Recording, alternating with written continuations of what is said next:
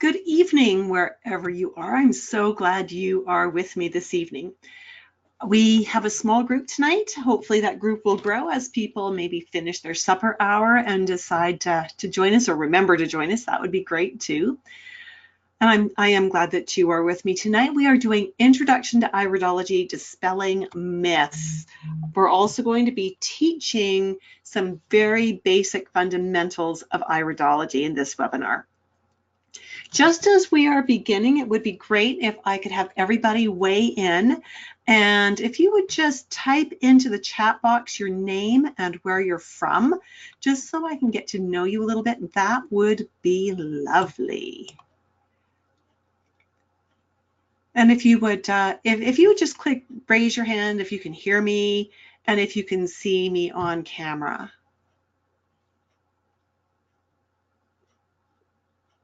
Thank you so much. That's wonderful. Thank you. Okay, so it looks like technically we are doing well, and that's a good thing. Okay, just as people are arriving and typing in their name and where they're from, we're going to cover the little bit of housekeeping that we need to do here. And that little bit is the waiver, the release that says that this information is for your education only. It's not meant to diagnose or prescribe. You are responsible for any results, good or bad, that result from using this information. Now, in addition to that, when we're doing iridology, we don't diagnose and we don't prescribe anyways, right? That's just not within the scope of what we do as iridologists. We're going to look at that concept quite a bit this evening as we look at the basics of iridology. All right. So welcome. And as people are introducing themselves, I just want to encourage you to make sure you've got paper and pen at hand, or however you like to take notes. Cup of herb tea, glass of water, whatever you need to really be able to stay focused with me. We're going to be together for about 90 minutes, and it's going to be pretty fast-paced for most of that. My objective is to give you information that is useful, something that you can actually use with your very next client. So because this is a small group and we like to be really interactive, I'm going to encourage you to take your smartphone and put it on airplane mode or turn it face down so that you can't see the text messages coming in. I keep mine on, turned on airplane mode just so that I can keep track of our time and make sure we finish close to on time. I'm going to be asking you to be interactive with me tonight, to play in my sandbox. And so there will be times when I ask you to click the raise hand icon or to weigh in on a poll or to type a comment. And I hope you will do that. The more you play with me in the sandbox, the more you'll get out of this. I'm also encouraging you with your electronic devices to turn off any social media so that you're not distracted by those messages coming in as well. So the first thing I need to do is I do need to find out a little bit about you. And of course, we're a very tiny group for the moment, but I do want to know this about you. So if you would weigh in on this, I'm going to know if anyone doesn't do it. So please check off. Which of these types of training do you have under your belt already? Nutrition, herbalist, homeopath, naturopath, body work, not much, just starting out yet. Okay. Okay. All right. Excellent. Like I said, smaller group. Things are coming in fast. Thank you so much. Looks like mostly we've got new people tonight with a little bit of nutrition and herbology as well. So excellent. That helps me to fine tune this on the fly, and that will be what I will be doing. I'm going to encourage you, even though you've turned off your social media, make a note of these social media addresses. Join me on YouTube. Follow me on YouTube, on Instagram, on Facebook. I'm often posting 1 or 2 somethings a week on YouTube, a little video about iridology or about holistic wellness. Instagram, I'm a little more active there with posting 1 or 2 short videos, usually in a week. I don't tend to do too much that's just a still post because videos, just people love videos and they're fun to make. Facebook, look for the group Iridology Education and just ask to join, and I will let you in, because that's what we do. We want to have a place where we can discuss iridology, particularly constitutional iridology, and make sure that people that are visiting with us get great information. Just before we launch into learning some iridology, we do have some other foundations that we need to cover, especially since we've got some people with us who are brand new and just starting out in the holistic wellness industry. And actually, just before we do that, want to do another very quick little poll here to find out what training do you already have in iridology. That again will help me to know if I need to be translating things from a different style to the constitutional, or if I just need to keep things fairly basic because you don't have a foundation yet, or if I can throw in some tidbits for people who've got a little more experience. Okay, so again, mostly new people, some with a little bit of training. All right, just waiting for one more person to maybe weigh in. Excellent. Okay, thank you so much. I really appreciate that. So we've got a little bit of training, mostly none yet. So that's okay. We're going to make sure that this works for you today. When we are launching into iridology, the very first thing we need to know is, what are we really looking at? We need to know where the iris is. So we're going to do a little bit of eye anatomy today. At the very front of the eyeball, and this is obviously a cross-section cutaway, we have the cornea. The cornea is clear and it allows light to come into the eye. Behind the cornea, we have a chamber called the anterior chamber, and this holds fluid that keeps the cornea in place, keeps it bulged out properly to act as a help with focus, things like that. Behind this anterior chamber, we have a muscle, and we have the lens, which is also held in place by little ligaments and muscles. And so it's this muscle that we are most interested in, because this is the iris. Okay, so that is what we're going to be looking at. And the iris itself actually has a lot of muscle in it.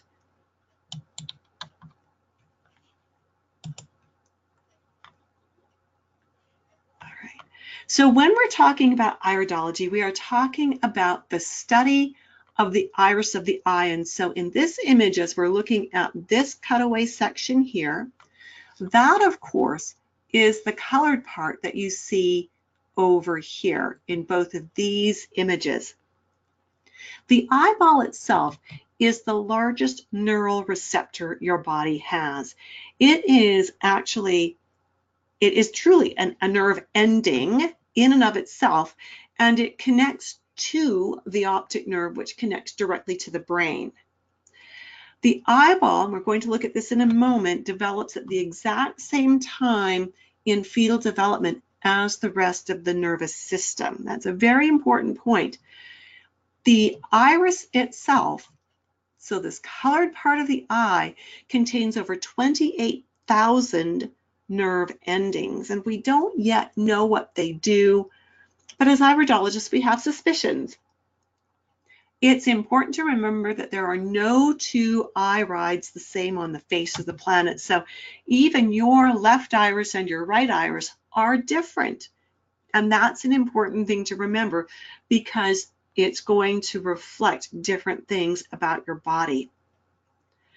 When we're looking at an iris, we are looking at the way the fibers are laying. We are looking at little gaps between the fibers, which this eye doesn't have any good ones, and neither does this one particularly. We're looking to see if there are rings like this coming around. These are actually crinkles in the fibers. In these fibers, we're going to be looking for pigment. We're going to be looking for places where it looks like the fiber isn't there, or it's not as strong and robust. All of these things combined to give a totally unique reflection of the genetic programming of the person. Additionally, we look at the sclera, but just before we do that, we're going to launch another little poll. So, what actually is iridology? Is it the study of the whole eye, the study of the iris, the study of the sclera, or the study of a garden flower? Again, I would love it if each and every one of you would weigh in. We're a small group, and it's just so much more fun when people play with me. Nice. So far, so good. I've got a few more people who haven't voted yet. Yeah, excellent so far. Nice. Perfect. Oh, I love it when my students are so smart. Does anyone else want to weigh in on this before we close it? Because everyone who's weighed in got it perfect. Excellent. Thank you so much. Really appreciate that. Iridology is the study of the iris of the eye, so the colored part. Now we're going to talk about sclerology.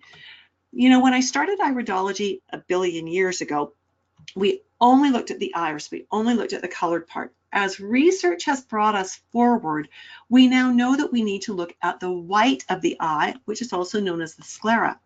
So you'll remember from our very first eyeball image, we talked about the cornea being clear. Once the cornea has gotten somewhat past the iris, it becomes white, becomes opaque. This opaque white part is the sclera. Now, the sclera is richly fed with blood vessels, and those blood vessels tell us all kinds of things. When blood vessels are really enlarged and engorged like this, it tells us there's congestion in the body. If they're very wiggly, if they're, sometimes you'll see that they actually do a loop-de-loop, they loop over on themselves. It's all kinds of things that we see with the blood vessels in the sclera that give us information. Now, where the iris is genetic, remember the iris forms when the whole nervous system is forming. We're going to talk about that more in just a moment. The blood vessels in the sclera are very dynamic. So the iris shows us genetic potentials. The sclera shows us what's going on now, and it shows it to us often before the problems are clinical in nature. So we may see blood vessels that are becoming engorged, and the client says, no, I don't have a problem there. And to the end of that, we can add, yeah, not yet you don't, but there's something brewing. And so keeping that in mind, we want to include in our study of the eyes, the study of the sclera. So not only do we have squiggly, wiggly, wobbly blood vessels, but sometimes we end up with things like this where it's a little bit, the tissue is changing texture. Sometimes we'll end up with extra pigment in the sclera. This all gives us lots of information.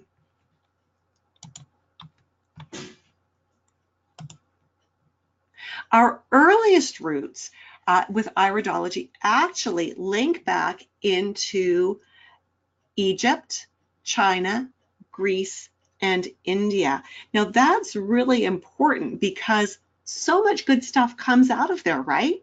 We've got Ayurvedic medicine, we've got traditional Chinese medicine, we've got so many things coming out of there that is really, really excellent. We can actually use some of what we learned from there as well in combining that with our iridology, because with iridology, we're always wanting to not just look at the eye, but combine it with things we already know about nutrition and herbology. Another quick little quiz here. Get this launched really quick. What is sclerology? Is it the science of studying the white part of the eye? Is it the science of studying organs that are hardening? The science of the ears? Or is it the science of studying reflex points in the body? Nice. So far, so good. Those of you who haven't voted, please take a moment, just click a button and get voted for us so we know that you are fully present and accounted for. Okay, so sclerology is actually the science of studying the sclera of the eye, and the sclera, of course, is the white of the eye. Thank you so much for voting on that. As our roots do go back to Egypt, China, Greece, and India, there's also been more modern research that has continued. And so we come up to the 1800s, mostly in the Germany area, where we've got all of these different people whose names you might be familiar with: Petschle and Lilliquist and Felka, Schnabel, Ungerer, Deck, and Kriege, all doing research in their own right. Now, back then, of course, they didn't have the internet. My children still think it's fabulous or fascinating that we didn't have the internet when I was growing up. And so these people didn't have the internet. They may not have even had phones. They didn't know that each other was actually doing research. That is so common in science, isn't it? Where you get people on opposite sides of the world who go, I wonder, at the same time, and they start to do research on the same thing in the same direction, and they come up with the same results. That's what these people were doing. Especially Unger, Deck, and Kriege, huge influence on constitutional iridology, and they drew the first iridology maps. Their maps were so incredibly similar, like uncanny similar. It's like, how did they do that? Well, it's because they were finding truth, weren't they? They were finding things that were accurate.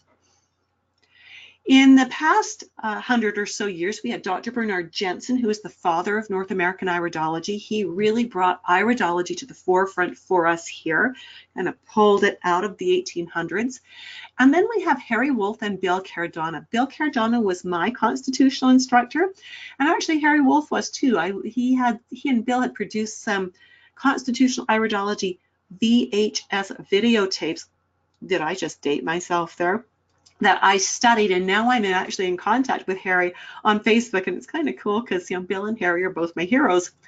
And so they brought constitutional iridology to the forefront. They took that foundation that Bernard Jensen had laid, which had some beliefs that have since been proven inaccurate, and they built on that, and they corrected and they tweaked. Ellen Tart Jensen is Dr. Bernard Jensen's daughter-in-law. She's worked with Dr. Bernard Jensen for many, many years before he passed away. She has taken all of Dr. Jensen's work and has brought it into the modern light with the constitutional work. Even before Dr. Jensen passed away, he was very impressed and very supportive of the work that Bill and Harry were doing in bringing iridology into a more modern trend. So we are grateful for Bernard Jensen and Harry and Bill and Ellen and for all of the wonderful work they've done in iridology.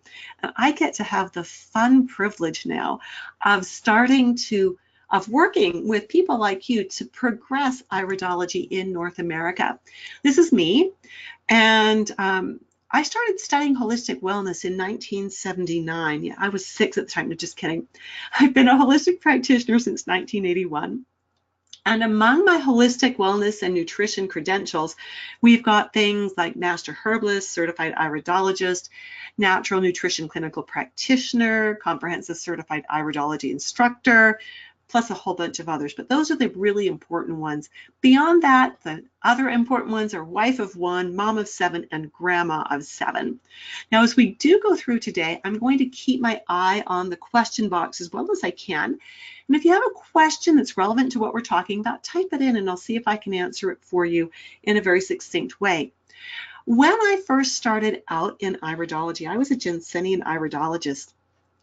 And I found that there was a couple of things. Number one, no one taught me how to integrate iridology into the nutrition and the herbology that I was practicing. It was very clunky. It didn't meld well. I had to refine that on my own. I had to figure out a way to make this work for me. And in the process, what I found is that when I switched over to constitutional iridology and sorted out how to make this fit into the style of practice that I like, I found that iridology helped me do faster assessments. I found that it helped me to be much more accurate in my work with my clients, both for helping to understand how to work with the health concerns they had and in helping to select the remedies or the the recommendations that I wanted to make for them. I found it also helped me to build better rapport with my clients much more quickly, far faster than asking them a million questions on an intake questionnaire or giving them a 20-page questionnaire and having them answer it, and then I'm going to spend time looking down and reading it rather than making eye contact with them. So Iridology guides us as to what questions to ask our clients. And when we do that, we're making eye contact, and that is a part of what builds rapport. The other thing that helps us to build rapport is that we are asking questions that are very specifically targeted to our clients' needs. So important. And of course, as I alluded to earlier, doing Iridology properly, doing it well, eliminates the need for an intake form. You still need a waiver or release form, you know, the one that says, these are my credentials, this is my scope of practice, this is what the kind of thing I can help you with. You still need that, but you don't need the form that says, you know, what do you eat? How well do you sleep? All that. That comes out organically when you are doing Iridology. So how does Iridology actually do that? How does it do that? Just before we answer that question, I have another little pop quiz for you. And I love that you're participating and playing with me here. Iridology has strong roots in choose three answers here. Egypt, South Africa, Greece, or India. Yeah, whoever got that answer in that fast, boy, are you brilliant.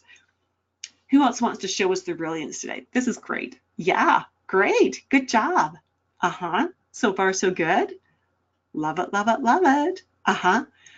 Brilliant. Excellent. Okay. Everybody got correct answers. The only incorrect answer on that list is South Africa. So good job. Well done. I love it when my students pay close attention.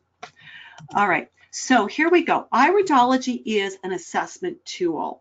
And that's what it's meant to be at. It does not diagnose, it does not prescribe, but it helps us to get a picture of what our client's body is like, what their emotion is like, helps us to understand better so we can ask the right questions and suggest the right remedies or the right recommendations. It gives us insight into and a greater understanding of a body physically and emotionally.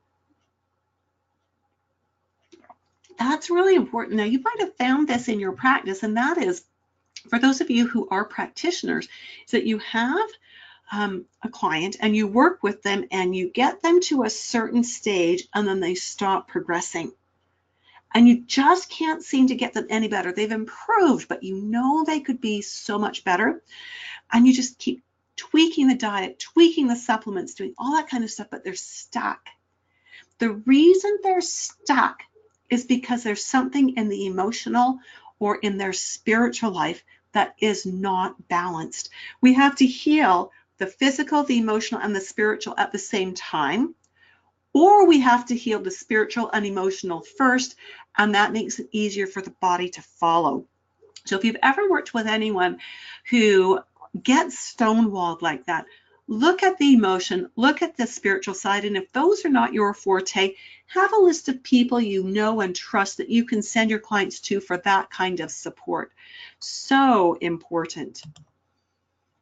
Iridology shows genetic predispositions and genetic strengths and weaknesses. So it doesn't give us the names of diseases, but it does show us that this organ in this part that shows up as a reflex in this part of the eye has a genetic predisposition towards not wanting to function properly or work fully. We don't know what that malfunction is. We discover that by talking to our clients. Now, the other thing to remember, and this is so important, is that not only do the eyes show us those genetic predispositions to strengths and weaknesses, but they also help us that if we see that marker that says, your body looks like it wants to have an issue in the pancreas, and you're asking your client any issues with blood sugar, with energy, any personal or family history of pancreatic issues, and they're going, no, no, no, no, no, then you want to ask, tell me about your lifestyle. Tell me about how you eat. because the chances are that your client has already figured out that if there's that they don't feel well if they binge on alcohol or they binge on sugars or they don't have a little bit of exercise every day. So they're already doing things to keep their blood sugars in balance that support the pancreas. That means that the pancreas can want to have a problem all at once, but the client is thwarting that. It's saying, no, I'm going to love you. I'm going to take care of you. You can just keep behaving properly. Right, so we see that there's a chance that there's a weakness there, there's a risk of weakness, but as the client has intuitively or through watching family members has learned how to do the self-care, they have prevented a problem. And that's exciting. Because when we see that weakness and we say, well, I see this, that your body wants to do this, but if you keep doing what you're doing, you will continue to protect yourself. Isn't that powerful information? I just love that. Iridology also helps us to understand how individual bodies work. We all have the same organs, but our organs don't necessarily always work the same way. You might have a kidney that's fussy. I might have a liver that's fussy.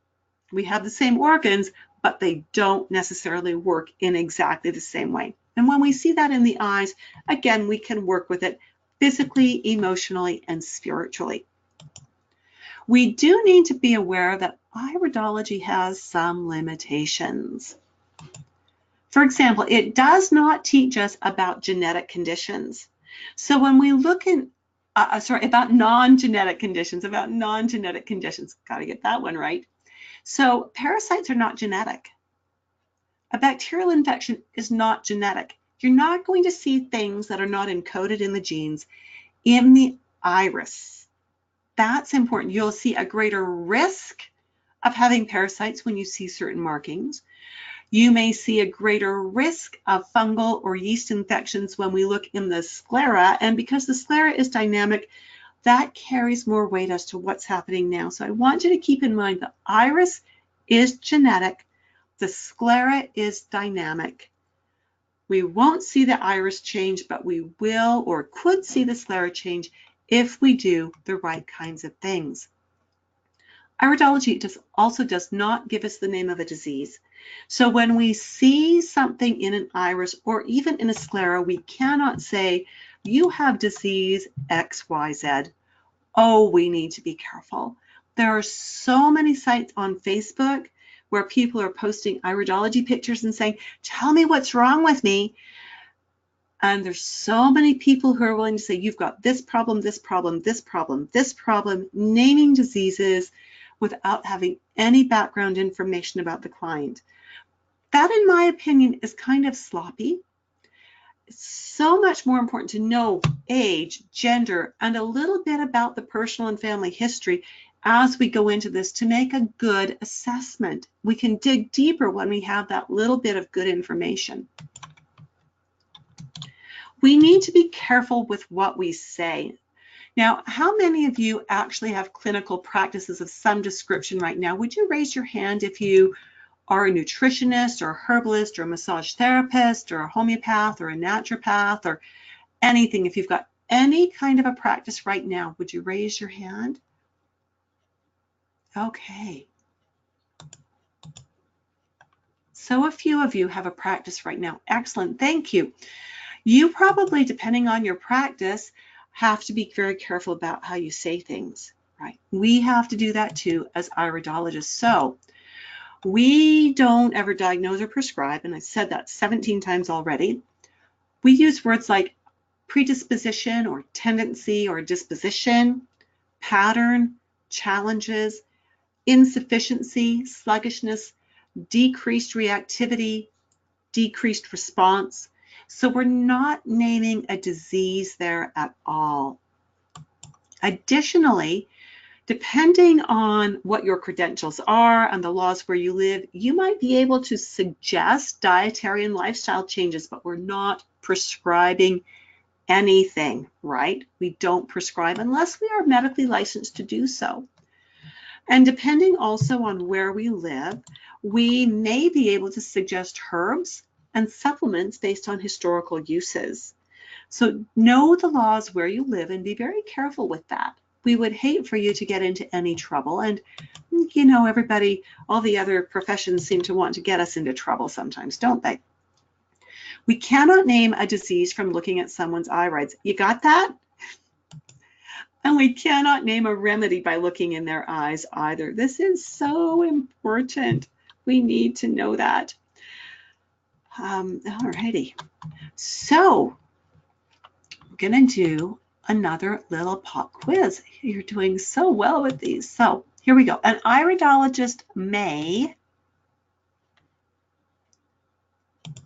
and I'd like you to choose two: assess, suggest, diagnose, or prescribe. Which two of those can an iridologist do? Yeah. Whoever has the lightning fingers tonight, right on. You are fast and you are accurate. Well done. Well done. Absolutely. Iridologists can assess and suggest, and that is what we do.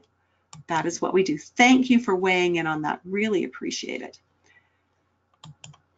So iridology is an evolving science, and this is really an important key as well. You know, we once thought the world was flat. Some people still think that, but I've been on an airplane. I've flown to England, and it's interesting how things disappear off the edges, right? The world doesn't seem to be flat, in my opinion. We also, less than 100 years ago, thought that it was impossible to run faster than a 4-minute mile, and that was probably deadly to even try. That has been disproven as well. It's really a lot like the research that is going on in nutrition with the study of the gut biome, for instance. If you go online and you put scholarly and then gut biome behind that to look for studies, you'll find that 10 years ago, there were very few studies being done on the gut biome.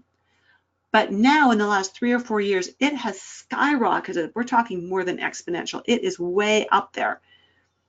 We didn't understand the importance of the gut biome 10 years ago. We understand it a whole lot better now, and there's still more to learn. In fact, at the University of Calgary, in Calgary where I live, they have just opened last fall a facility for studying gut biome. It's a sterile facility, and in order to go into it, you go in and you have to have a decontaminating shower. And you do your work, and then if you have to use the washroom or eat lunch, you actually have to leave the facility, do whatever you're going to do outside of the facility, then come in and have another decontaminating shower to go back to work. So it's absolutely huge that that we're learning so much, and it's such a hot topic right now. Some of you have been around for a while. You know that even 10 years ago, it was recommended that anything more than 400 IUs of vitamin D per day would kill you. Toxic, highly toxic. And then they started doing blood tests for it. And what did they discover? They discovered everyone who lives north of the 49th parallel is totally deficient. Doctors here now recommend 4,000 to 5,000 IUs a day. And you can no longer get a blood test because it's assumed if you live north of the 49th parallel, you are deficient, period. Take a supplement. So we've learned things. Someone asked me, and I was teaching a class for herbalists a little while back, and the students in the class asked me about Jensen versus constitutional. I talked about the changes and all the things that we've learned and all the technology that's helped us to learn it. And they said, well, how does that feel to know that everything you learned 40 years ago is pretty much obsolete? My response is exciting. I am so thrilled to be involved with a science that is moving forward, where we're learning new things, where we're going, oh, that was not quite correct what we knew 10 years ago. This is more correct now. Let's run with this. We mentioned earlier on that about the eye developing early on as an extension of the brain. I'd like you to raise your hand if you are familiar at all with reflexology or acupuncture. So I don't mean you know how to do it, but you know a little bit about what it is. Do you know a little bit about reflexology and acupuncture? Yeah? Okay, well, we've got one. All right, so couple, okay, that's good. And most of you are probably a little more familiar with it than that, I would think, I would hope. Reflexology and acupuncture both, and thank you for weighing in on that, both teach us that there are reflex points in various parts of our body that have nothing to do with that body part. right? I can do some reflexology on your hands or on your feet and stimulate organs in your torso, or even stimulate things in your head. The same is true when we're looking at here. And so I just want you to look at, this is a 7-week-old fetus. The eye is already developing. The brain is developing. The entire spinal cord is already in place. The nervous system is there at 7 weeks gestation. That's fabulous. It's exciting. Because the eye is developing at the same time exactly as the brain and the spinal cord, so the entire central nervous system, the brain knows everything then that is happening in the body, what's developing, how it's developing, whether there's a quirk there or not. And as a result, the fibers of the eye also reflect those changes. That's what we think in iridology, those 28,000 nerve endings in the iris are all about. So because the brain knows what all of the genetic programming is for the body, the eye also knows what all of the programming is. This is my favorite iris map. There are many, many out there, but for people who are beginning, and actually even for very experienced practitioners, this is my favorite. I have a couple others that I use as a backup, but this one by Bill Cardona just says it all. Our focus really is mostly on organ function, and we want to understand the interplay of the organs one to another. I'm not really as concerned in overall health as to whether the leg has a potential weakness. That would be, not in the first appointment unless that was the client's concern. That would be way down the road. I am more concerned about what is their eye telling me about their liver, their kidneys, their bladder, their thyroid, their endocrine system. And so this is one of my favorite iris maps. I love that it's not cluttered with all of the other minutiae that so many other maps have. It's important to remember, again, that the science of iridology has developed, and many practitioners and teachers have not kept up with the research. So many of them are taught by Jensen, and we revere Jensen. I don't want anyone to think that I am dissing Jensen in any way, shape, or form. He performed miracles. He taught wonderful things based on old technology. We have new technology, we've done more research, we know more, so we have built on that. And we've built on the research that came out of Europe and is continuing in Europe. So now we're going to start looking at some basic iridology and some of the myths that hang on in spite of what we are trying to do. Myth number 1, there are only 2 true genetic eye colors, blue and brown. We know from modern research that there are many true genetic eye colors. The most prevalent ones are blue, brown, and what we call biliary. All right, another little pop quiz here. An iridologist may assess, you can choose 2 of these, the iris, the retina, the sclera, the optic nerve. Awesome. So far, so good. Woo! Aha! I love it when my students are so smart. Everyone got it perfect. Iris and sclera are the 2 things that an iridologist can assess. Well done. Well done. So again, old school said everyone has to have blue or brown, and that if you had anything like this, whoa, you were in trouble. You needed to do some cleansing. Oh my goodness, we've got to save your life now, right? Old said when there's extra pigments in the eye, like these brown patches, like this yellow or orange, depending on what your computer screen shows, you're full of toxicity, you need to cleanse. You can erase those markings and that pigment by cleansing. Now, this was one of the things that made me switch to constitutional. I'd been a Jensenian iridologist for about 10 years, and I put clients on cleanses. Oh, did I put them on cleanses? And we cleansed, and we cleansed, and we cleansed. They would often be on a cleanse for 3 months or 6 months. We'd have them on really healthy eating program after that. and never once did I see a pigment disappear. Never once. Do you know how disappointing that was? Then I learned constitutional, and what I learned was extra pigments are genetically influenced. They are programmed to be in the eye. Sometimes we will see pigment develop over time. That is not due to toxic exposure. That's not due to drugs. It is due to programming. Just the way as my hair was programmed to start going gray 5 years ago, or the crow's feet around my eyes were programmed to start developing about 5 years ago. I've had some input in that, right? Better nutrition stalls things off. Lousier nutrition lets the bad things surface faster. In the eye, the pigment surfaces with time. It gives us more information about parts of the body that may be prone to a little bit of a struggle. That's all. We're not going to cleanse these out.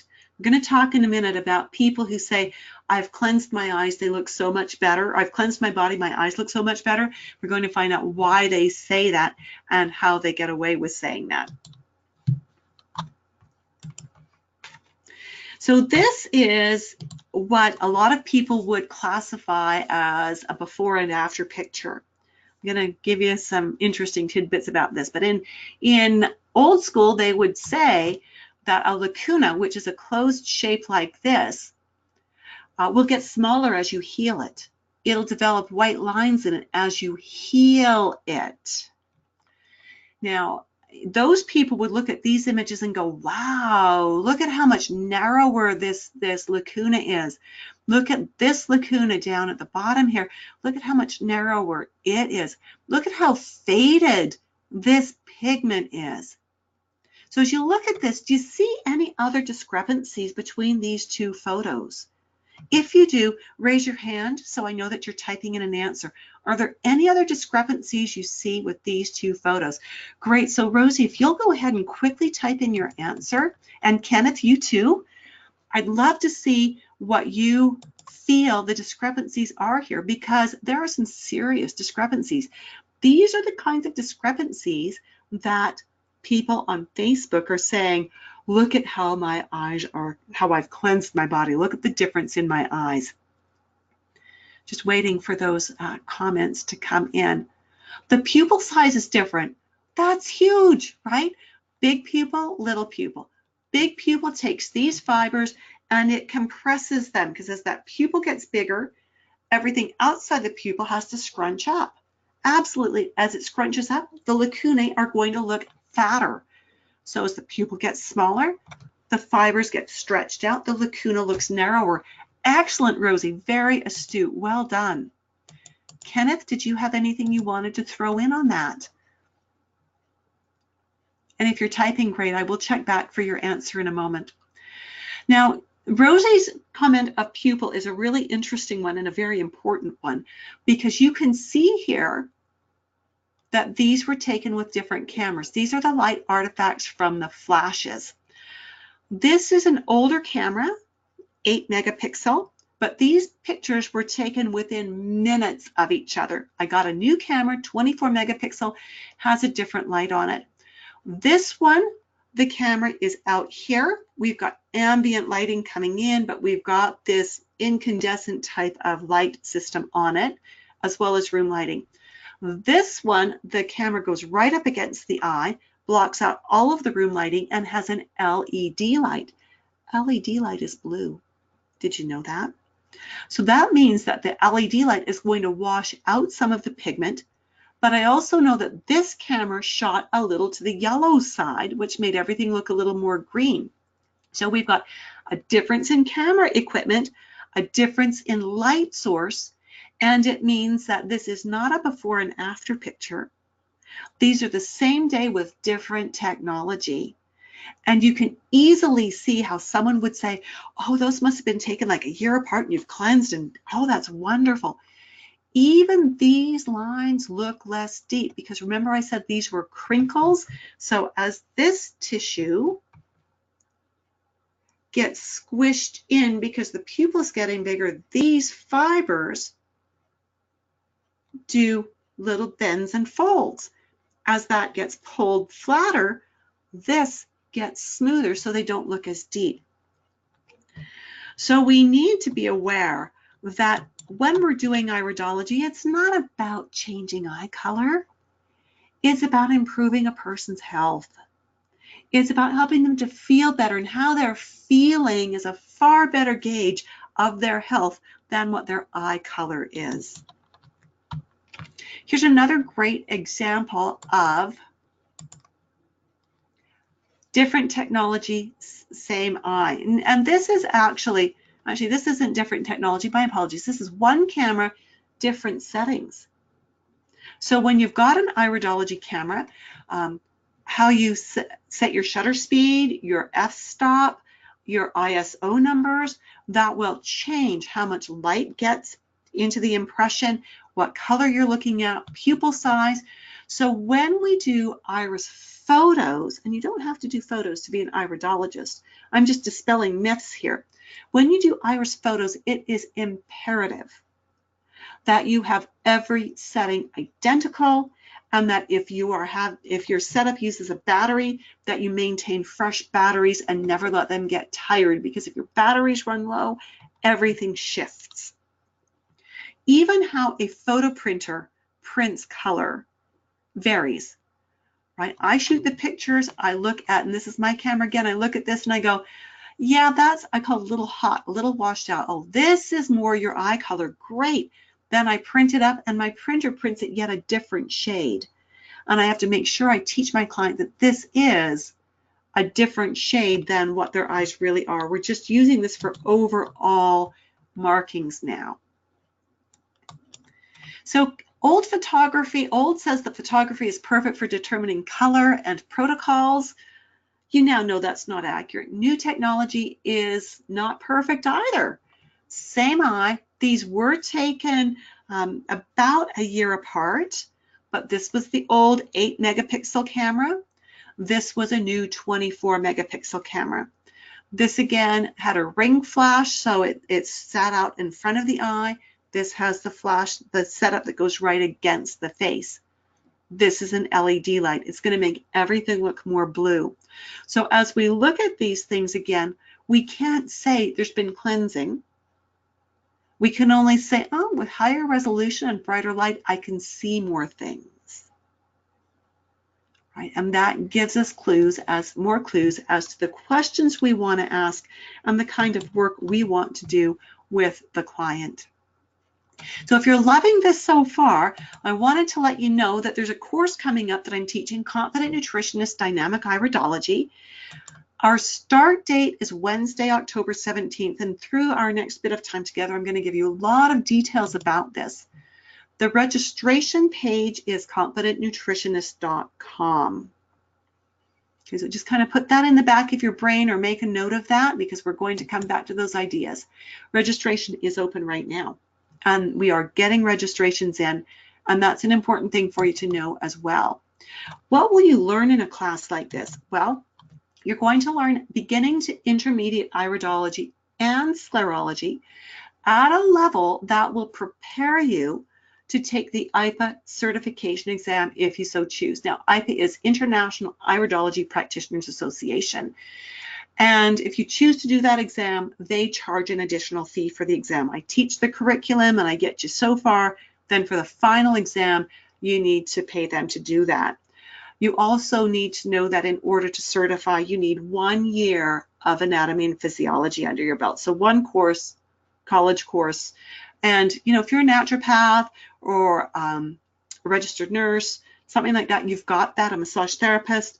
If you've got nutrition training or you've got a herbal diploma, you may have had to do an A&P course within that. And if it was a separate course and you can produce a transcript that lists it as a separate course and shows you passed it, that will almost always suffice as well. In addition, in the class, I will tie in the nutrition and the herbology as they relate to iridology. So I'm not going to teach you basic nutrition. I'm not teaching you basic herbology, but I'm taking what you already know and I'm going to teach you how to integrate that with iridology. My whole purpose in teaching these courses is to help my students become the very best iridologists ever. I want them to stand shoulder to shoulder with people like Ellen Tart Jensen. Seriously, I do. So how will iridology help you? Here's the big picture. It's going to help you create programs right in your sessions and eliminate unpaid homework. Now, some of you have practices, and that's very cool. We've got some iridology we are yet going to do. We're actually going to do a complete case study from beginning to end later on, so stay with me. We're together for another 40 minutes, so if you can stay with me, that's great. So what I found is that a lot of practitioners, if they've got the herbs or the nutrition, they meet with the client, then they go and they spend 2 or 3 hours on their own time creating a protocol. They bring that back to the client in a future session, and they give it to the client, but that 2 or 3 hours they spent on their own time, they didn't get paid for that. They only really got paid for their face-to-face time with their client. Even iridologists are guilty of this. They do the iridology, they either make really good notes or they take photographs, they go off on their own, they do this big fancy iris assessment, they bring that report back to their client, but again, they spent all of these hours on their own time. Now I need to know, are any of you guilty of that? I sure was before I figured this out. Do any of you spend time outside of a client time doing research or doing program development for your clients? If you do, raise your hand. Yeah? Yeah. So I need to ask you, those of you who did that, I'm not going to mention your names because I don't want you being put on the spot, because that's a hard thing to admit. It's a really hard thing to admit. If you could create your protocols right in your client appointment and never do homework again or do very, very little, how would that impact your life? So I want you to type that in. How would that impact your life? What would you do with the extra time? How would that be a benefit to you? So while you're typing that, I'm just going to go on to the next point, and I'll come back and read your comments in a minute. Iridology will teach you how to do a base assessment in 5 minutes or less without lengthy intake paperwork. I'm going to demonstrate that for you towards the end. It teaches you how to ask only clients that are relevant to your client's needs. So important. Throw out everything that's not important to what your client needs. It teaches you how to prioritize the problems your client needs help with, how to put them in order, what should be dealt with first, second, third. What I find is many of us practitioners tend to create these massive programs. We bring it back to our client and, pardon the crudity of this, we puke all over them. We give them everything we've got. We hold nothing back. And our clients, as one of my students said, leave the office looking like deers in the headlights. They don't know where to start. We're not doing them a service here, folks. If we do it like that, we are not doing a service. Iridology will teach you how to connect what you know about nutrition and or herbology with what you discover using dynamic iridology. And when your client is ready, when they've progressed to a certain level, you will know how to do a deeper assessment with them to get to deeper things with them. That sound like it would be a good thing to have in your practice? Yeah, huh? Yeah. Okay, so let's learn the 3 basic constitutions. Just before we do that, pop quiz, find the correct mouse. Okay, here you go, pop quiz. When a lacuna changes size or shape, it reflects healing, degeneration, nutrient deficiency, or a change in the pupil size due to a change in lighting.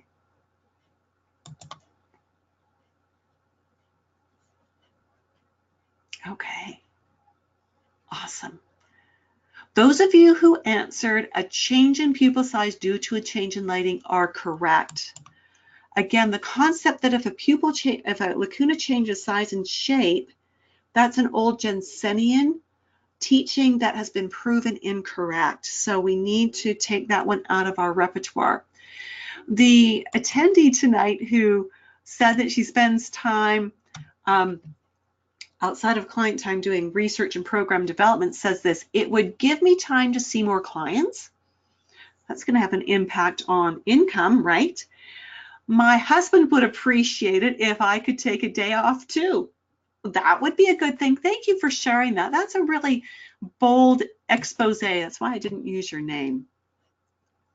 So there are three main constitutions in iridology, and this is information you can take to the bank. You can use this with your very next client. These are the three. They're lymphatic, hematogenic, and biliary. You need to make some notes here. Okay, so the key principle in iridology, since iridology is the art of observing and asking, is that we need to be able to ask the right questions in order to get the right answers. We need to know how to use the eyes to laser our questions in. Case in point, many years ago, I was working with a client, lovely lady in her mid-30s.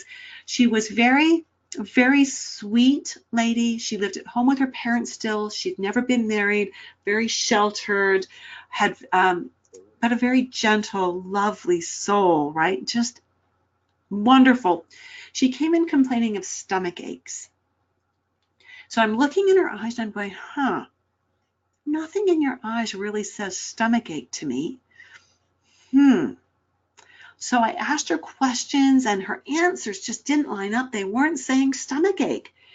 So I finally said, can you take one finger and point to where the stomach ache happens? She pointed to really low, just above her pubic bone.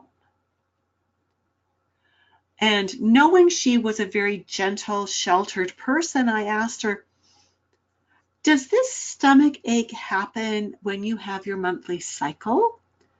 And she said, yes, it does. And it just, doubles me over. I can't deal with it.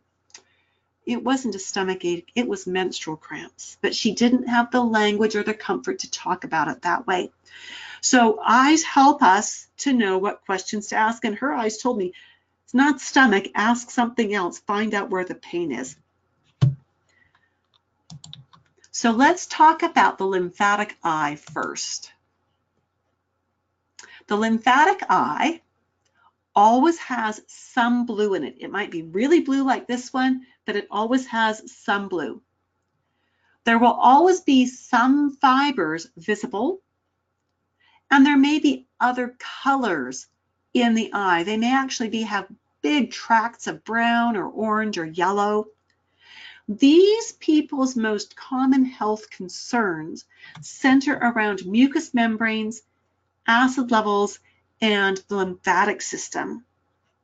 So if we are working with a lymphatic iris like this, we are going to ask questions that sound like this. Is there a personal or family history, because this is genetic, of asthma, allergies, arthritis, eczema, psoriasis, or kidney issues? Because those are the weakest links in general in a lymphatic eye. They can also have imbalances quite easily with thyroid or parathyroid, which can mess up calcium assimilation. And so you may want to ask questions as well about a personal or family history of thyroid, parathyroid, and bone health. So that is the lymphatic type. The next type is the true brown eye, or the hematogenic iris. As you look at this eye, we would consider this to be pure brown. I want you to look carefully and note that we don't have visible radial fibers. The threads are not visible here. These people will also have no blue and no green. They might have gold in here. But these are the areas where you would usually see the blue or the green peeking through if it was not a hematogenic eye. So this is a hematogenic eye. These people are more prone to issues with their blood. Could be anemia, could be hemochromatosis, could be just anything with the blood. But they also often will have issues with the spleen or the stomach and the digestion, circulation and heart, varicose veins. Where the lymphatic eye tends to want to be a little over acid in the body, the hematogenic eye tends to want to be a little alkaline.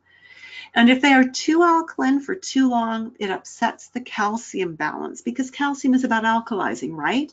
So if they're alkaline, they're not going to assimilate their calcium as well. We need to remember that those minerals, including calcium, are critically important for hormone balance and endocrine balance. So we need to be aware that that can also be an issue with the hematogenic eye.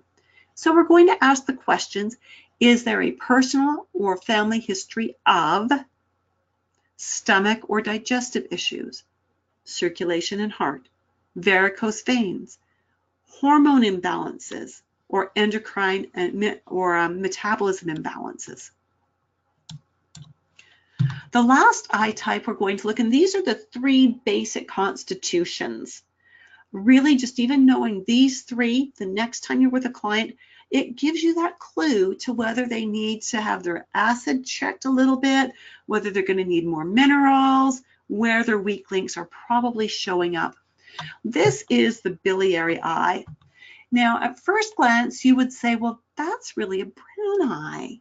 And I'd go, no, it's not, because we can see fiber. In the brown eye, the pigment is so dense that it veils the fiber, it totally masks the fiber. But if we can see fiber, doesn't that make it a lymphatic eye? No, it doesn't. Not always. We need to look at the other colors. So in a biliary eye, we might have some white, or we might have some gold in these creases that we call contraction furrows. We might have golden highlights, and we will almost always have dark brown hugging the pupil.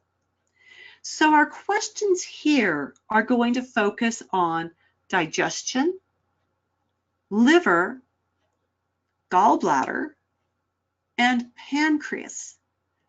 Is there a personal or family history of liver? Well, how many of your clients are going to know if they've got a personal or family history of liver? Most of them won't. They won't recognize that. So you maybe need to subdivide that question. Personal or family history of jaundice, of problems digesting fats, of issues with the immune system, of issues with your blood, because your liver has a lot to do with blood formation and iron, any history of anemia. Right? Break it down to things that the client might recognize. But we always couch it in, is there a personal or a family history of? So when you understand how to do what the eyes are showing you, it's going to allow you to create a deeper rapport with your clients more quickly. When you understand what the eyes are telling you and the questions to ask, get rid of your lengthy intake questionnaires. Focus on questions that are relevant to your client. You'll quickly see your clients' health issues and how they're all connected. As you learn how the different markings connect to one another and what that can interpret as, it'll make a lot of sense. We call that triangulating.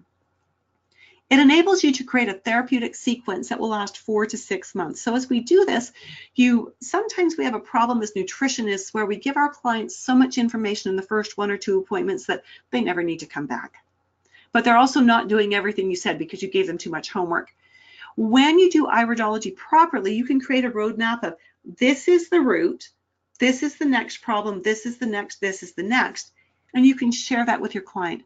You can say you've brought in this particular symptom that you'd like help with, and based on what I see in your eyes, I feel that symptom probably links back to this root cause. I'm suggesting we work here first, give that 4 to 6 weeks, get some improvement happening. Then we want to build on that and come to point number 2. Work on point 1 because you've got a foundation, and point 2 now. Give that a little while, then we'll work on point 3. I used to go to a chiropractor whose theory was you just need an adjustment every month regardless. And he would never tell you what caused the imbalances in your spine. He'd never give exercises. He just wanted you back once a month. I got tired of that. I had no idea where this was going. I had no hope for ever being free of this or of being responsible for my own well-being. Your clients want that empowerment. They want to be educated. So when you can say, we're starting here, we're working on this, this is what we're doing, and it's a doable, definable piece of homework that they can work on, and you say, this is where we're going next, and you lay that map out for them one appointment at a time, they love it. They want to come back. When I learned how to do this, I learned they do come back. So I actually do print photographs for my clients, photos of their eyes, and I send those photos with them with some little notes that we've made in that appointment. I've had clients, they'll come back for 4 or 5 appointments and then they'll fade off. 4 or 5 years later, they'll come back and they'll bring those photos with them with that first set of notes saying, you helped me so much, but now I've got this problem. What do we do? Right? And that's what we want, is we want clients that will keep coming back. Iridology, with the right questions, enables you to create doable protocols that don't overwhelm your client and that encourage their compliance and their success. All right, so another little pop quiz for you, and that would be right here. Which of the following is not a constitutional type? Anemia, lymphatic, biliary, or hematogenic? Which of these is not a constitutional type? Well done. Yeah, everyone who's voted so far has gotten it right. Congratulations. The correct answer is anemic. Well done. We also we're going to talk about lacuna for a minute, and then we're going to touch on some sclerology just for a minute, and then we're going to do an assessment. So lacunae are these markings that are in the eyes, and these are genetically set. They don't change. They don't go away. There's many types of lacunae. Some are open, which means they have an edge that starts at the edge of the iris. That outline comes up, it comes around, and it goes back down. But it's like there's a little gap here that things can leak out of. They don't really, that's just the sensation it gives. That would be an open lacuna. There's a few types of open lacuna. There are many types of closed lacuna. So a closed lacuna is an outline. It has a firm outline. You can see clearly what that outline is. Every lacuna type gives us an insight into that client's health. This client in particular is very interesting. This type of lacuna suggests that there is an issue with her kidneys, that there wants to be an issue with her kidneys. In German New Medicine, we learn that kidneys are about territory. They're about knowing where your boundaries are, whether it's your home, your office, your car, your stuff, whatever. You know, your duffel bag, if you're out backpacking, that's your stuff, that's your territory, right? So it's interesting because this client, of course, was born with this lacuna. She's also an army brat. If you know anything about army brats, they move a lot. They move typically every 2 to 4 years, sometimes more often. They don't have the privilege to set down really deep roots because they're just going to get yanked up and moved again. So she's an army brat. What we know again from German New Medicine is that with people who don't have clear territory or feel their territory is always being barged in on, someone steals your car, you lose your job, someone breaks into your home, you have to sell your home and now you're homeless, you have no territory. Those people are far more prone to bladder and kidney issues, but especially the bladder, somewhat kidney, usually showing up as infections. Right? So with this client, yeah, she's prone to bladder and kidney infections. So we talked about that. We talked about it in relationship to forming her boundaries, to setting down roots. And even in a relationship, she won't set down a root. She'll be in a relationship for 4 or 5 or 6 years. And then, nope, she gets antsy. She gets a little itchy. She needs to leave. So she breaks it off. And we've really worked with her on unloading that baggage so she can to see if she wants to find any peace or any comfort in setting down roots, but also to support her kidneys and her bladder and her kidneys and bladder and how they function. In iridology, fibers, let's talk about fibers. Oh, skipped a slide in my notes. Sorry about that. Here we go. So, for example, fibers, the way the fibers are laying tell us multitudes about the person as well. Do we have fibers that are skittering off across others? Do we have areas where the fibers are all woven and netted? Do we have fibers that look a little bit bold? Do we have some that look like they split and form a peak, like a roof peak? These all give us way more information about the person again. And as we understand these, it gives us more focused questions to ask to find out how we can best support our client. We will also be looking at sclerology, because where the iris is genetically set and it's not going to change, the fibers are staying exactly where they are, the lacunae are staying exactly where they are. If anything happens, pigment will accumulate, but it will not dissolve. The sclera is dynamic. This again shows us where things are happening now. You know this. If you've ever cried hard and your eyes went bloodshot and your blood vessels are all really irritated in your eyes, you know that 30 minutes later they're calmed down again, right? That irritation can be from the inside as well. So when we see something that is thickened like this, we know there's congestion in an organ in the body. When we see something like this, we know that this person probably isn't handling their carbs well and may have a problem with fermentation or a yeast issue because of it. We see this kind of a marking, it tells us that there's probably some liver thing going on. Now the blood vessels we can deal with, we can fade those out if the client does their homework. The fermentation marking we can fade off if the client does their homework. This, however, is permanent, because this is tissue damage that is mitigated by, or that is created by several things, including liver. So we can see things in the eyes that are temporary, or we can see things that are chronic.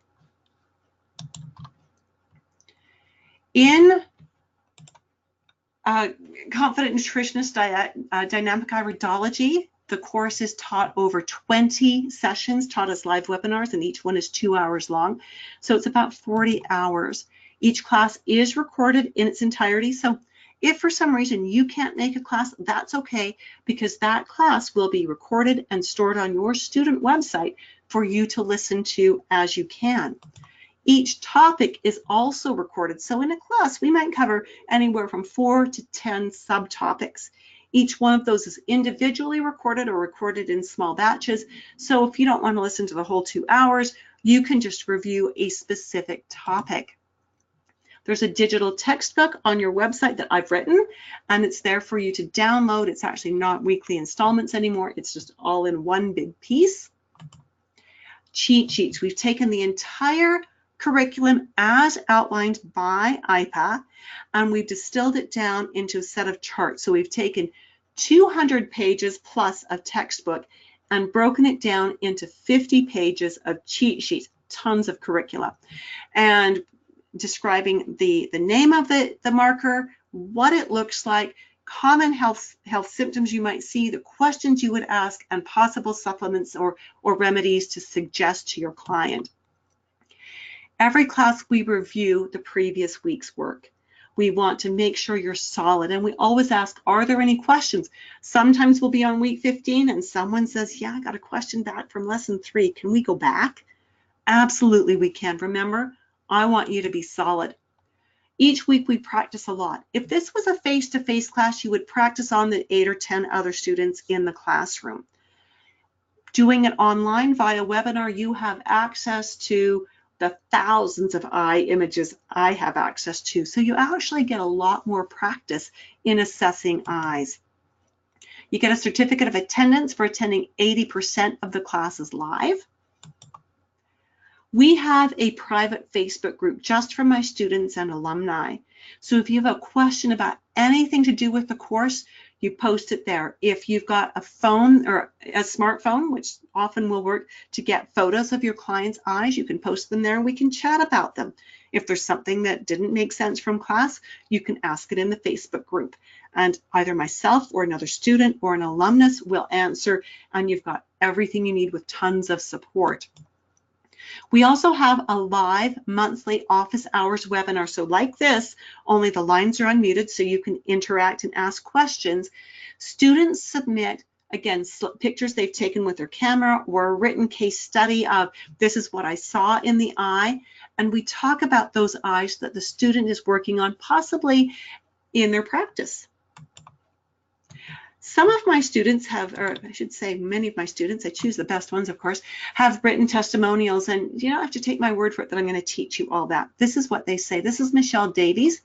She came to me already certified by David Pesic. She had his level 1, 2, and 3 certificates and iridology and professional practice with Darko Purse. So she had tons of iridology under her belt.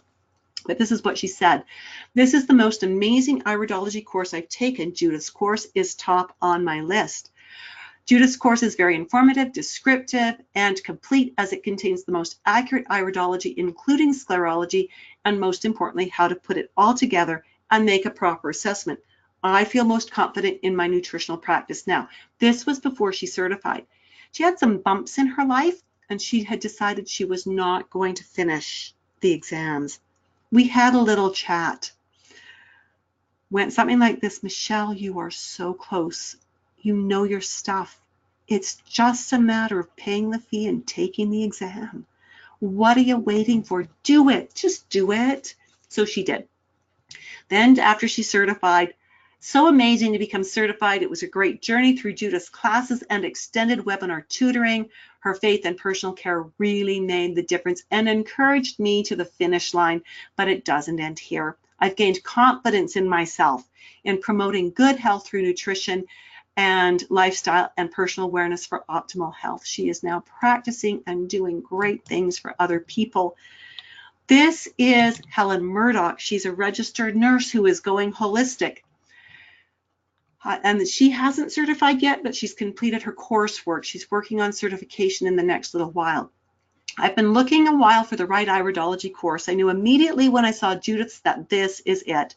Her inclusion of nutrition and herbs was definitely a winner. Judith's teaching style is mostly interactive, and as she engages us, the students, in lively discussions.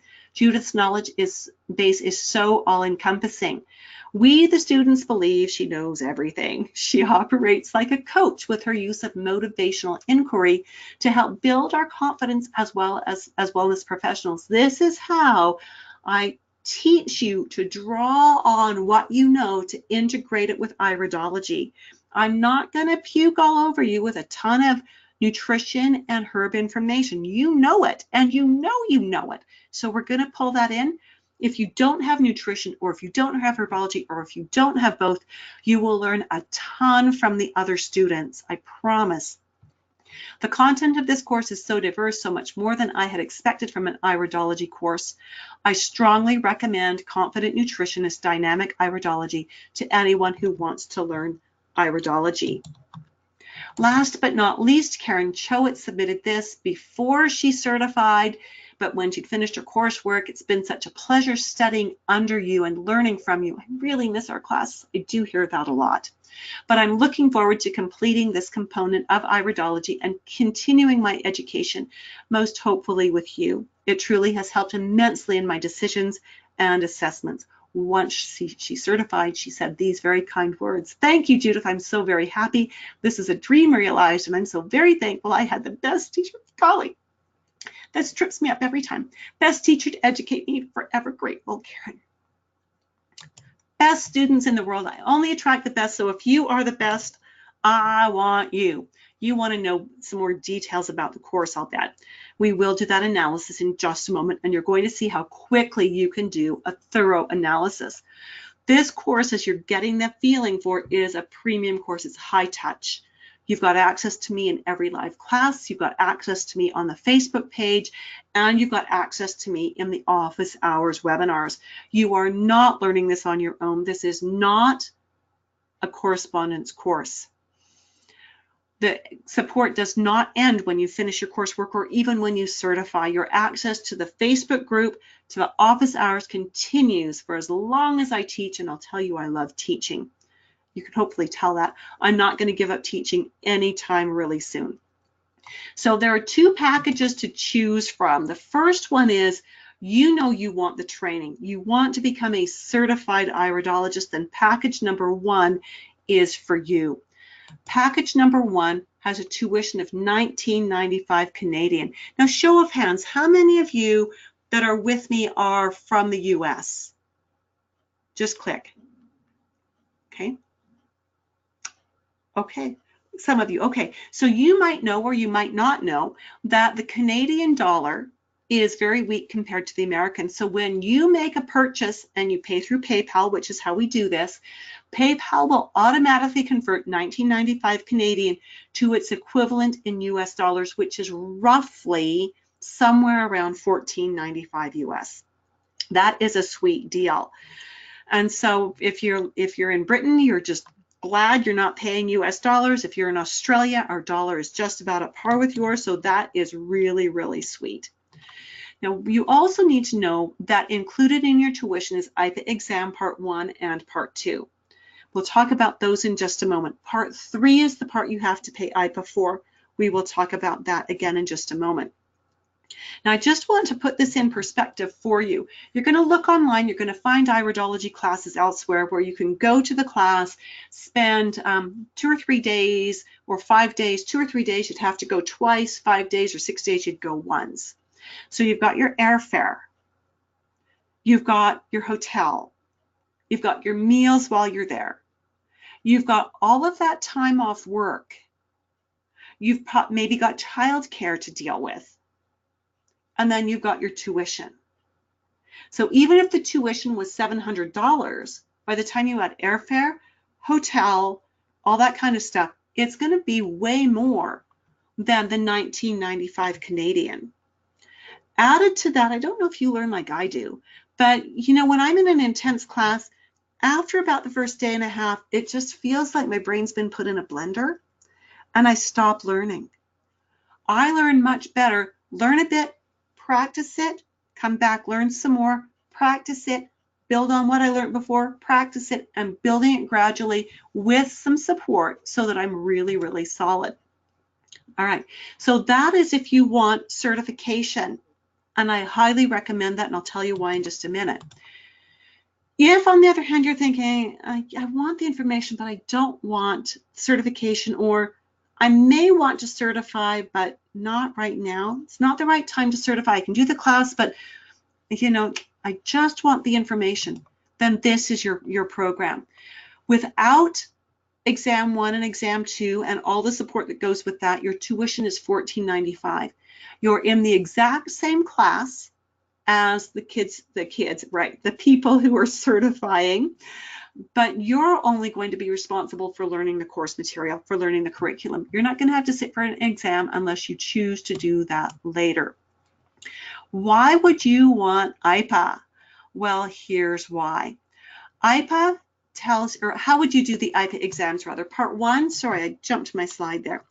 Part 1 is 10 analyses that I provide for you digitally. You do them, and you're not going to do your analyses this way in your real practice, but this is the way IPA says we have to do them for exams. I give you the cases, a description of the person, the eye photos. You write out a long drawn out analysis, submit it to me, but you do that for 10 cases that I provide. I go through them with a fine-tooth comb. Then you and I meet online for about an hour. We go through your work. Where are your strengths? Where are things that need a bit of spit and polish? How are you doing? Are you solid? If you're rock solid, then we move on to part 2. If you're not, we hang out at part 1. I give you some more case studies. I coach you a little more and make sure that you are on your game. When you and I both agree that you are solid, then IPA provides me with a case study. I give it to you. You do that whole same written thing. That is not how you're going to do your final assessment. And you give it back to me. I grade it. We meet online again. We go through this one with a fine-tooth comb together. And then we decide, are you solid? If you aren't, we get another one from IPA and have you do that. If you are solid, then I coach you as how to best prepare for your final exam. At that point, I let IPA know you are totally ready, that I'm confident you're going to pass first time. You submit your exam request and your exam fee to IPA. They give you access to the exam. You do the exam, and then I get an email saying you passed, right? You get the same email saying you passed, and we have a little online party for you. That is the certification process. Again, you need 1 year of college level anatomy and physiology in here as well in order to get your final certification. But you can do that anytime.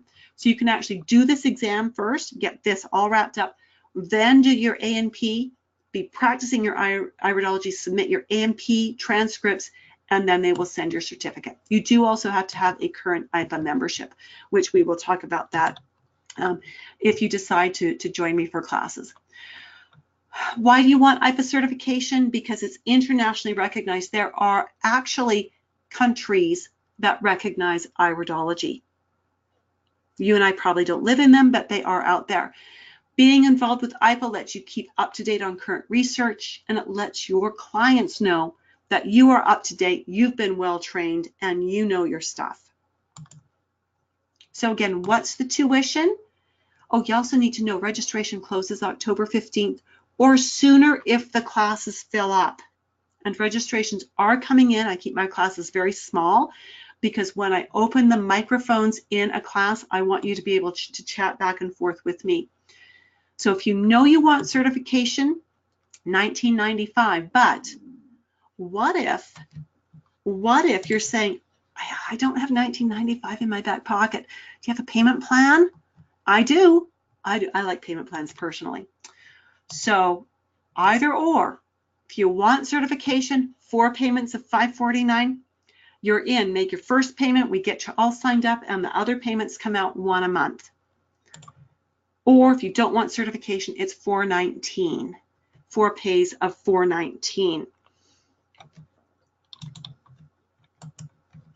All right, so again, you need to know the class begins Wednesday, October 17th. You have a choice of 2 class times, 11 a.m. to 1 p.m. Mountain Daylight Time, or 5 p.m. to 7 p.m. Mountain Daylight Time. So we started at 5 o'clock today. So if that is a great time for you, then you might want the evening time here. How does registration actually happen? And these are out of order, and I don't know why. You go to confidentnutritionist.com. Select the course package you would like for your registration and pay your tuition. Now, if you want the for-pay, scroll all the way to the bottom of the page, and under the very last big yellow, I want this package, you're going to see a text link. One is the text link for the full course with the exam, and one is the text link for no exam prep. Those are your for-pay links that you would use.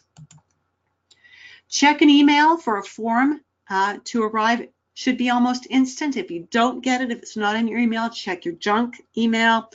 Let me know if you don't receive it. I'll send it to you manually, because this is the old-fashioned part we need to do. You print the form out, you complete the form, you scan it or take pictures of them and mail them back to me, and I get you finish your registration process. Now, we've talked a lot about iridology photos. So registration is really easy, and I'll help you with that. Iridology photos. This is the pièce de résistance. This is a $5,000 work of beauty. It's marvelous, but it's not where you start out. I don't want any of you thinking you need to start out with an investment like this. Nobody starts out here. I promise, nobody.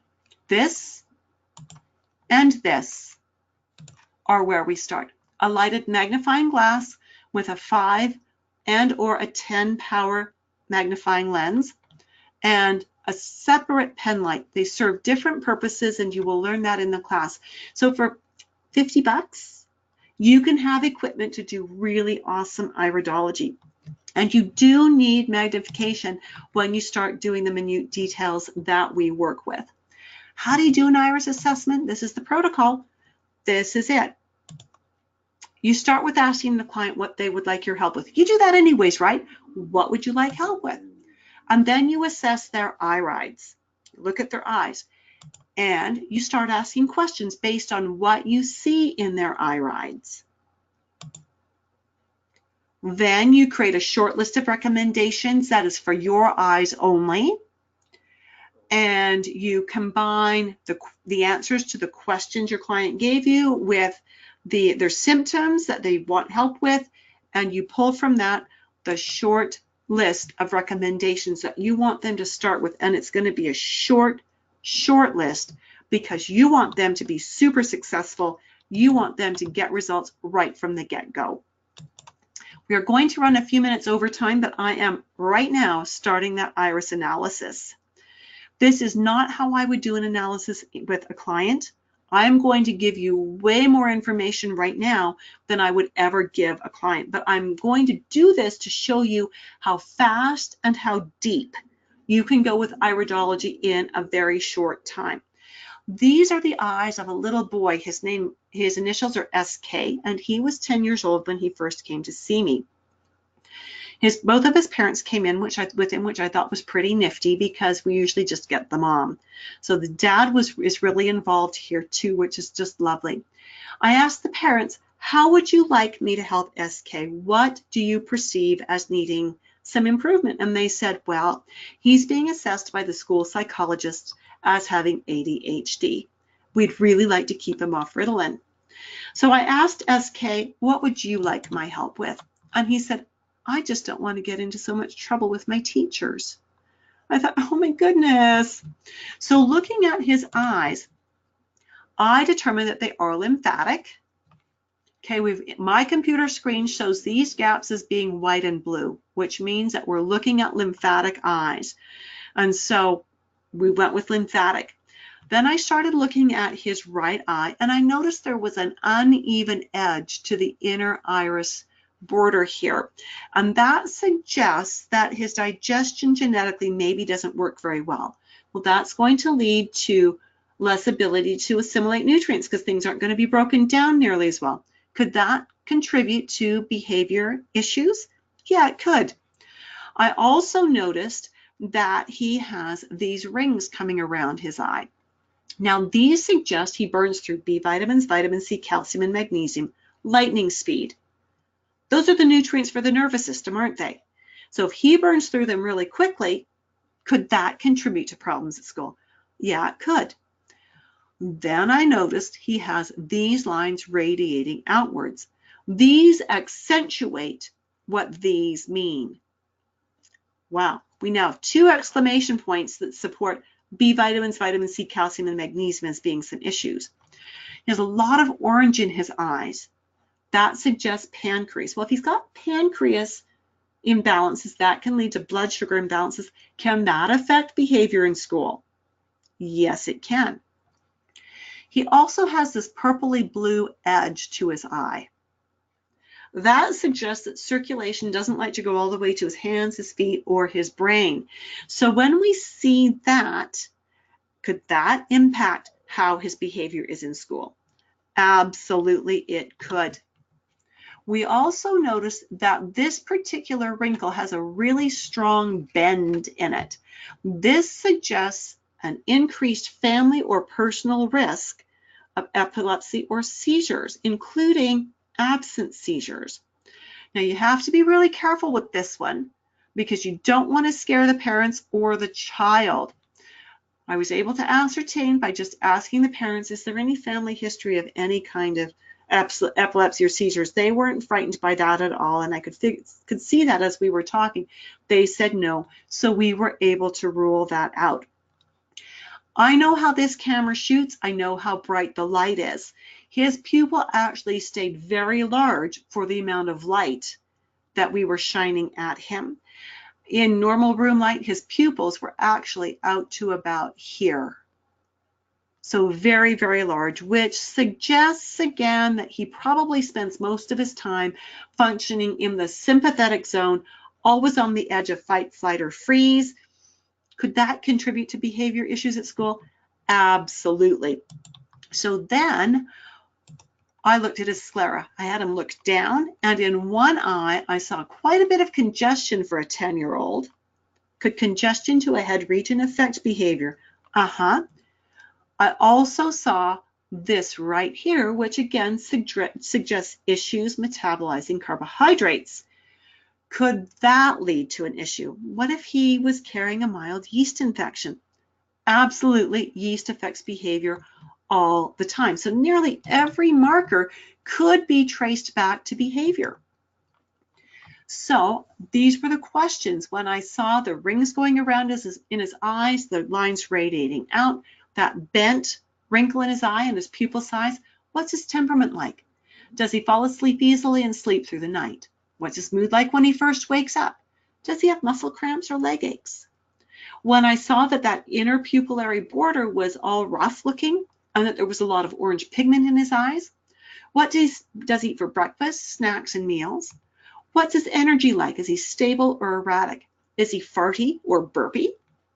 There was also a rarefaction, let me just pop back here, right here, which is in the thyroid reaction field. Now, thyroid controls pancreas, right? And so I asked if there was any known history of thyroid. Had he ever had thyroid, T4, T3, reverse T3 tested? Did he feel warm or cool? Is he comfortable temperature-wise? Is his skin dry or scaly? That fermentation sign, that little blob on his sclera at the top, how's his immune response? Does he ask for sugars or carbs? If he's carrying candida, his immune response will be lower. Then I asked him about, just let me get this other screen here. Sorry about that. There we go. I asked him about the blue halo. Are his hands and feet cold? Is he forgetful? And I asked him about those congested vessels in the sclera. There was a specific one actually that I wanted to point out here that points right into his lung zone. So I asked if there was anything about lung, especially right lung, any history of asthma. And that maybe wouldn't have too much impact on his behavior. But these are the answers that we got. That he's generally good, but he's easily frustrated. So he's happy, but he gets challenged easily. Takes him over an hour to fall asleep at night, and he wakes up every night in the middle of the night, goes in and wakes up his dad. His dad has to walk him back to bed, tuck him in, and then dad goes back to bed and can't fall asleep, right? He has some cramping, especially at nighttime. His breakfast is usually a cereal or bagels with jam. Those of you who have nutrition, does that raise any red flags for you? He has a packed lunch, which was typically sandwich meat on white bread, usually processed meat, a fruit roll-up, and a juice box. Supper would usually be a protein with white rice or potatoes and a tiny serving of vegetables. And snacks, fruits, cookies, and sometimes potato chips. His energy is a roller coaster ride. They can't count on him being steady energy-wise. His thyroid has never been tested, but his skin was okay. It wasn't scaly. And his immune system is good. Burps, he can burp on command. He's a boy after all. He farts, but not excessive. The odor varies. And of course, the odor tells us whether it's proteins or carbs that are having the problem. His hands can be cool, and he has no known lung issues. So where did that lead us? Well, for temperament, vitamin B, vitamin C, calcium, magnesium, I wondered if he maybe had an MTHFR defect. So that's a question for the mom. And most people don't know if they've got this. So it was, did you have problems getting pregnant? Did you have any repeat miscarriages? Were your periods regular? And that tells us whether she's leaning towards MTHFR or not. We could suggest protein and complex carbs at bedtime, minerals, especially magnesium for the leg aches and cramps. We needed to think about reducing his sugars and increasing his protein and his vegetables. Now remember, they're not seeing this list yet. This is my list. This is my list because I'm not going to give him all of this. He's only 10. He might need digestive enzymes. And those were the suggestions on the list. So where did we end up? Where did we end up? Because there was a bit of a possibility that MTHFR might be involved, we went with a methylated liquid B. He doesn't swallow tablets or capsules well, so we wanted to go liquid, and we went with the Nature Sunshine Skeletal Strength. He can get that down because it's just 1 or 2. We found that we also wanted to add to him the Focus ATN, which is a Nature Sunshine product specifically for brain and for brain attending. It was interesting that after a few days of being on this program, and it was not long, I got a call from his mother. She'd broken her leg. She was in a full cast, bored out of her mind, couldn't go to work, couldn't work from home. So one evening she said, "Hey, SK, come and play cards with me. Let's play Old Maid." So normally SK would would wander off like halfway through the first game. He'd get bored, he'd go, I'm done, Mom. And she'd go, okay, honey, whatever. He made it through one game. He made it through 2 games. He made it through 3 games back to back. And on the 4th game, he got bored halfway through and quit. His mother was so amazed and surprised. Yes, we did a few food changes because those were easy. We boosted the protein. We got protein in at breakfast. We made sure that he got a few more vegetables and some leafy greens at supper. And he absolutely did remarkably well with this. So that's an example. I mean, that took me less than 10 minutes to not only show you all of the indicators, but to show you what questions to ask, what supplements to consider suggesting, and what recommendations I actually made and the results they got. 10 minutes. I designed his program right there with him.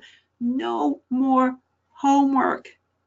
So if that's what you want, if that feels like, wow, that would be a fabulous addition to my practice, it would help me be faster, more confident, more targeted, get it right the first time, then I'm going to encourage you.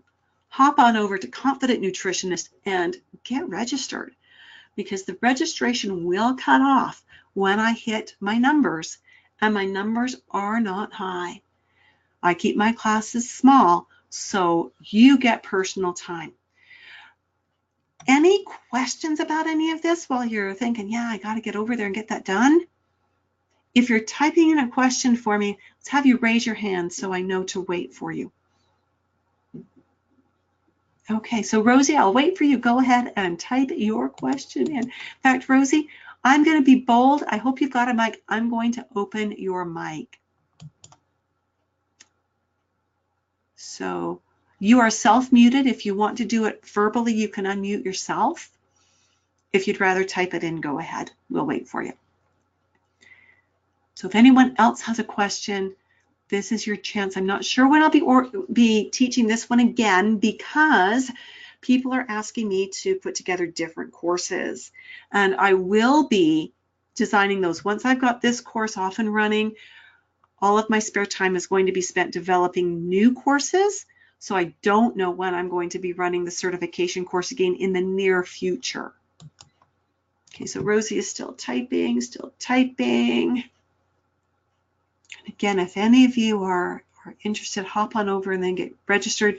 You know, whether you pay it all in one go, whether you break it down into 4 payments, whether you do the exam protocols or whether you don't, totally up to you. But okay, so I sort of answered your question, didn't I?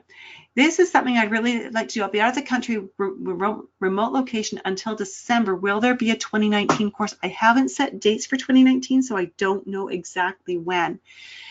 Remote location sounds like you might not have internet access. If you do, or if it's sporadic, that's great, because you can listen to the recordings anytime. If you can make it jive to hop in on your class live, that's great. I would encourage you to see if you can make it work this time around, just because, like I said, I haven't set my dates and times. I do know some other things that are happening that will delay me offering another class. We are actually making an offer to buy a new house tonight. And so we'll be moving. Keep our fingers crossed before Christmas, but in that phase, I'll keep the classes that I'm committed to teaching, I will teach, but there will be no free webinars. There'll be no client work, nothing. I'm going to be working on packing and moving, right? So I do not know 2019 dates. I've not scheduled them, and I'm not scheduling them until we get this move dealt with and I get other courses developed. So I've had other clients that have needed to take a few weeks off.